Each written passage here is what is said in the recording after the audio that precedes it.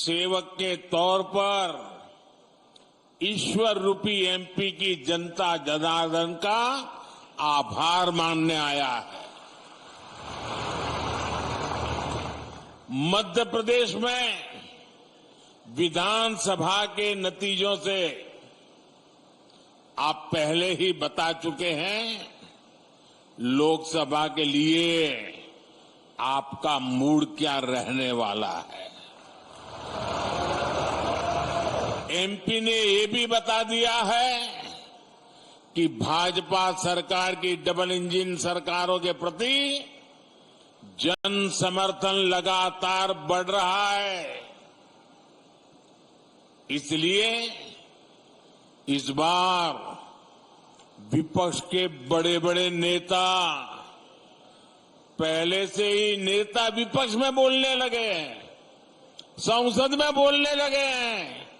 24 में 400 पार, 24 में फिर एक बार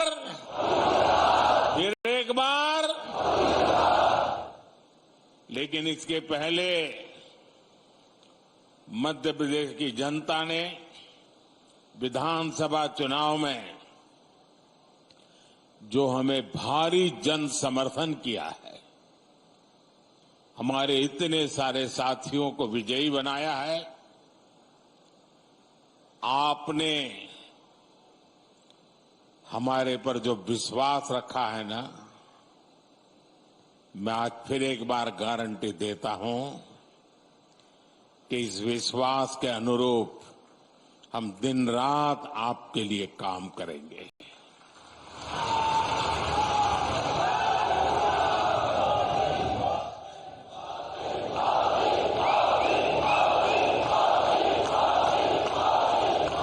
साथियों, कुछ दिन पहले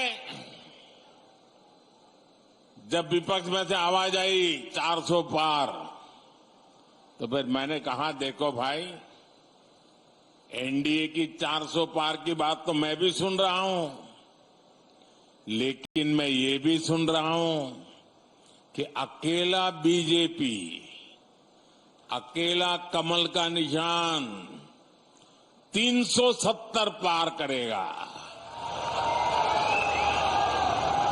370 पार करना चाहिए कि नहीं करना चाहिए? 370 से ज्यादा सीट आनी चाहिए कि नहीं आनी चाहिए? लेकिन लाओगे कैसे? मैं आपको एक जड़ी बूटी देता हूं, दे दूं?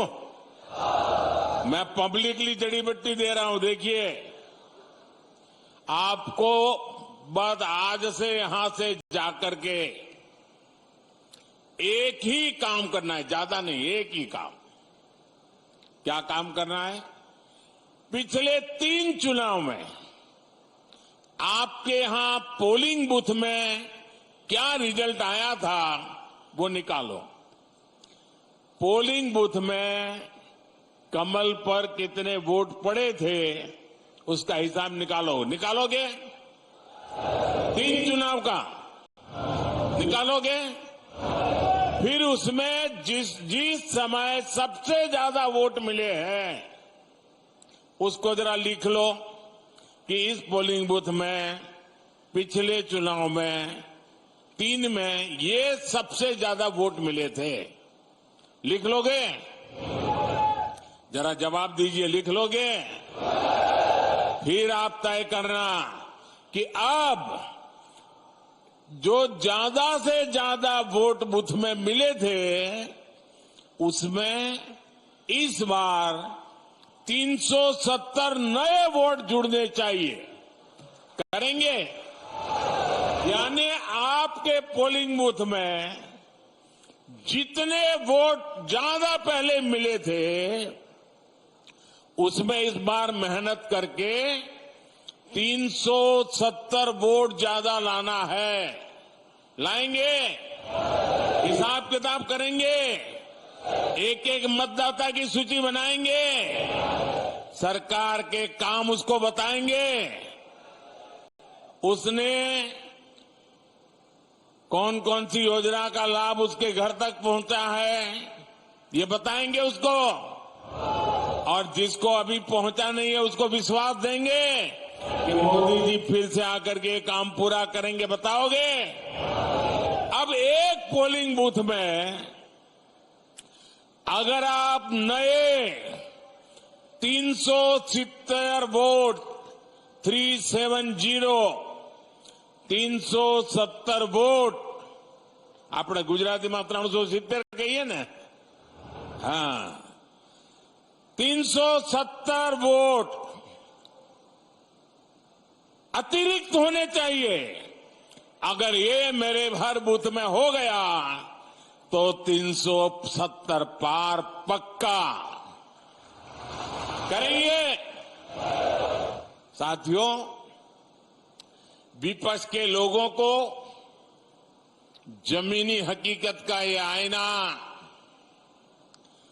मध्य प्रदेश ने पिछले चुनाव में जनता का मिजाज क्या है वो दिखा दिया है। मध्य प्रदेश को मौका मिला इसलिए दिखा दिया, लेकिन ऐसा ही मिजाज हिंदुस्तान के कोने कोने में है।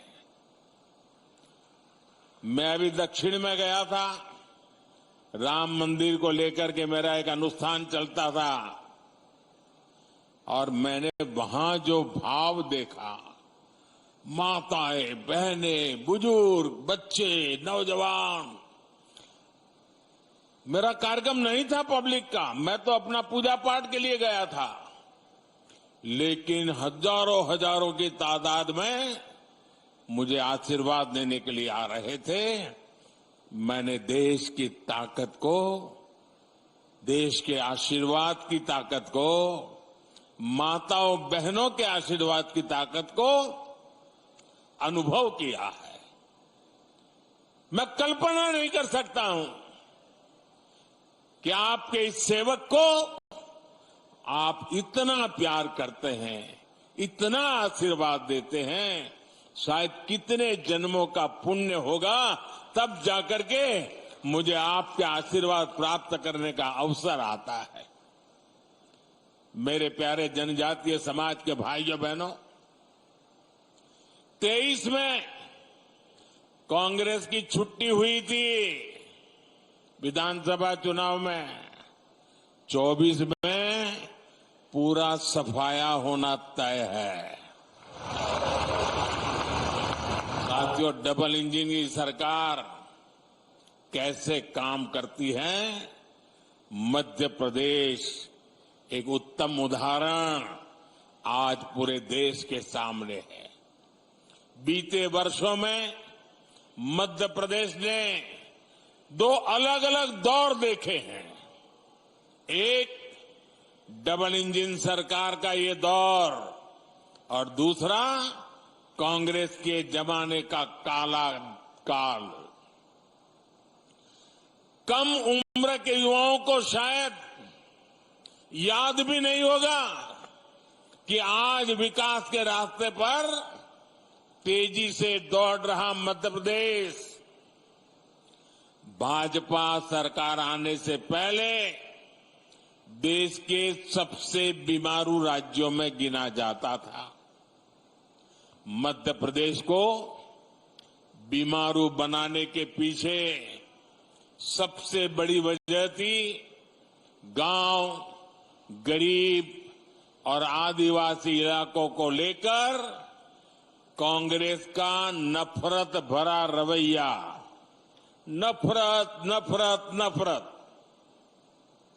इन लोगों ने न कभी आदिवासी समाज के विकास की चिंता की, न उसके सम्मान के बारे में सोचा। इनके लिए तो जनजातीय लोगों का मतलब केवल कुछ वोट होता था, सिर्फ वोट होता था।